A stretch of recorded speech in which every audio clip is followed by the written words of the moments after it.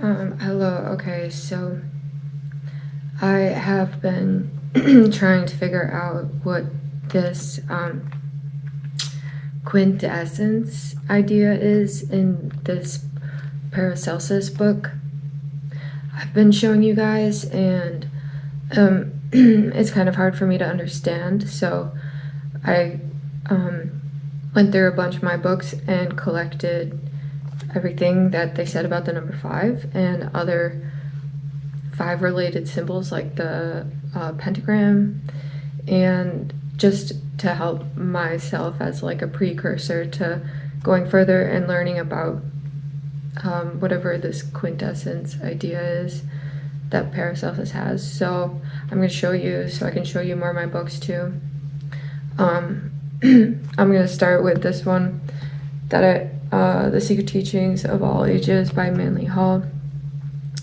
And in here, the Pentad is described as 5 is the union of an odd and even number, 3 and 2. Among the Greeks, the pentagram was a sacred symbol of light, health, and vitality. It also symbolized the 5th element, Æther, because it is free from the disturbances of the 4 lower elements. It is called equilibrium because it divides the perfect number 10 into 2 equal parts.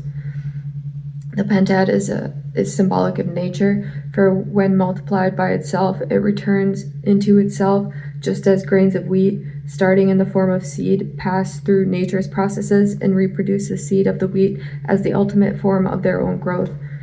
Other numbers multiplied by themselves produce other numbers, but only 5 and 6 multiplied by themselves represent and retain their original number as the last figure in their products. The pentad represents all of the superior and inferior beings. It is sometimes referred to as the Hierophant or the priest of the mysteries because of its connection with the spiritual ethers, by means of which mystic development is attained. Keywords of the pentad are reconciliation, alternation, marriage, immortality, cordiality, providence, and sound. Among the deities who partook of the nature of the pentad were Pallas, Nemesis, Bubastis, or Bast, Venus, Androgynia, Cytherea, and the messengers of Jupiter. Okay, so that was kind of like a basic, that covered a lot of what 5 represents. And so now I want to show you, okay, I have this book, Pythagoras by Thomas Stanley. It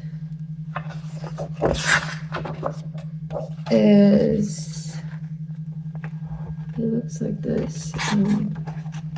Pythagoras, his life and teachings, being a photographic facsimile of the 9th sector of the 1687 edition of the History of Philosophy by Thomas Stanley, forward by Manly Hall, introduction essay by Henry Drake, signed. And in here, page 9.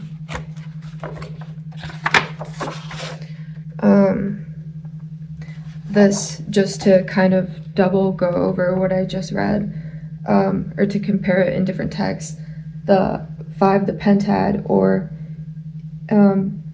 equilibrium, because it divides 10 into equal halves. 5, the pentad, or equilibrium, because it divides 10 into equal halves, which we did say in the Secret Teachings. And now 27. The pentad has its own part here. I'll read it. It may take me some time because it's really hard.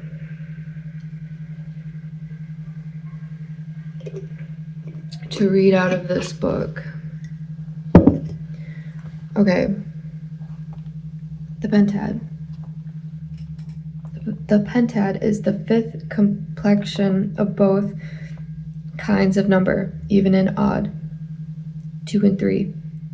Its names these. Sorry, this is gonna be a bit rough. Reconciliation.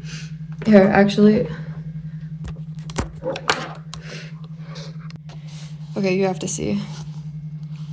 Its names these, that, and reconciliation, because the fifth element, Æther, is free from the disturbances of the other four.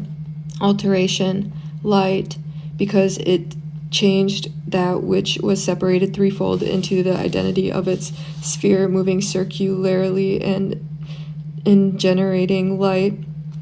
Justice, because it divides 10 into 2 equal parts, the least and top of livelihood.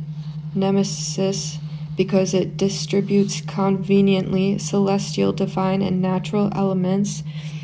Bubastia, because worshipped at Bubastis in Egypt. Also, that was in the Secret Teachings. Venus, Gamelia, Androgynia, Cytheria, Sonia. Okay, I'm here. Sorry, guys. Because it connects a masculine and feminine number consisting the first even and the first odd. Semi-goddess, not only as being the half of 10, 5, which is divine, but for that it is preceded in the middle. Tower of Jupiter, these are all, okay, associations with what the Pentad is. Nature, because multiplied by itself, it returns into itself. Wow. For as nature receiving wheat in feed and introducing many forms of altering and changing it, at last returns to wheat at the end of the whole mutation, restoring the beginning. So whilst other numbers multiply in themselves are increased and in other numbers only 5 and 6 multiply by themselves, represent and retain themselves. Yes, this number represents all superior and inferior beings. Okay, so Secret Teachings is just like cut this out and put it in there. This number represents all superior and blah. Yes, for it is either the supreme God or the mind born of God, wherein are contained the species of all things, the soul of the world, which is the fountain of all souls, celestial down to us, or terrestrial nature. The Pentad is replete with all things. Whoa. Yeah. Okay, so that was for the Pentad in this Pythagoras book, which we kind of already went over, and now, because, okay, 5 represents the fifth element of Æther, I figured I'd read a section about Æther, of the superior or ethereal parts of the world.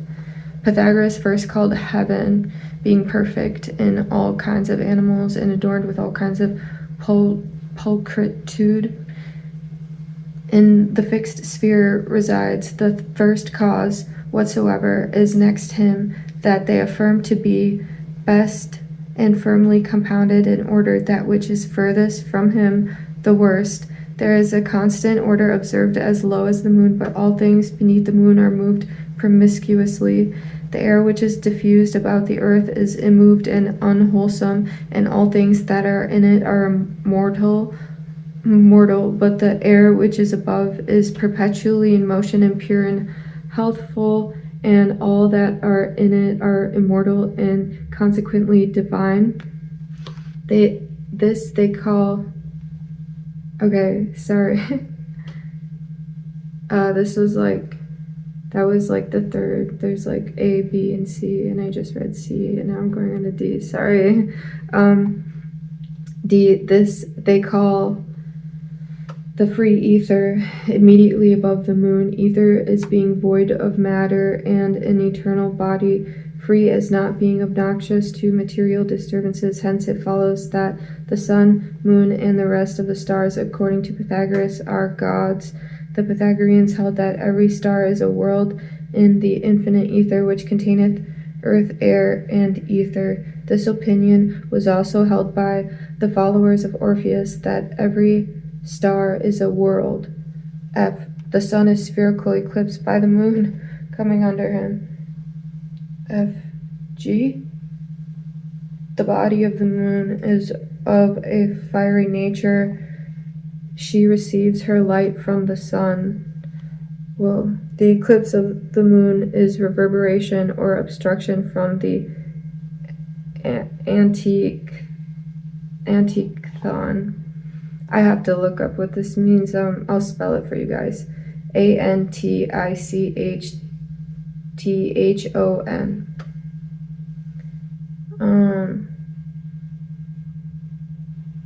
It's just a bit more of just some kind of random associations with the number 5. And okay, now we have morals and dogma. I keep this every time somebody brings this up online. This is what they say, that it's a plagiarized work from Filiphas Levi from the Dogma et Rituel de la Haute Magie by the French occultist. That dude. So in here is something on the pentagram that is pretty cool.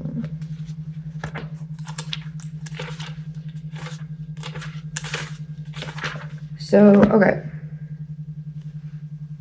When the masters in alchemy say that it needs but little time and expense to accomplish the works of science, when they affirm, above all, that but in a single vessel is necessary, when they speak of the great and single furnace, which all can use, which is within the reach of all the world, and which men possess without knowing it, they allude to the philosophical and moral alchemy. In fact, a strong and determined will can in a little while attain complete independence, and we all possess that chemical instrument, the great and single Æther or furnace, which serves to separate the subtle from the gross and the fixed from the volatile. This instrument, complete as the world and accurate as the mathematics themselves, is designated by the sages under the emblem of the pentagram or star with 5 points, the absolute sign of human intelligence.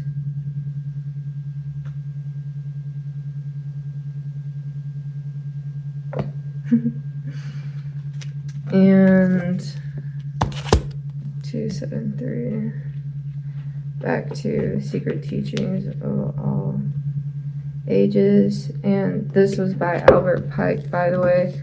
Morals and Dogma.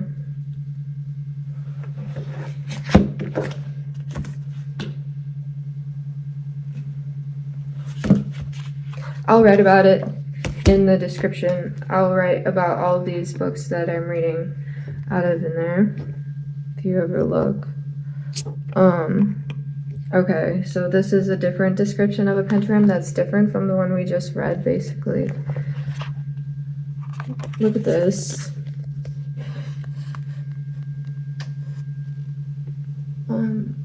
Okay. The pentagram from Levi's Transcendental Magic, who we just read copyright work from. The pentagram is the figure of the microcosm, the magical formula of man. It is the one rising out of the four, the human soul rising from the bondage of the animal nature.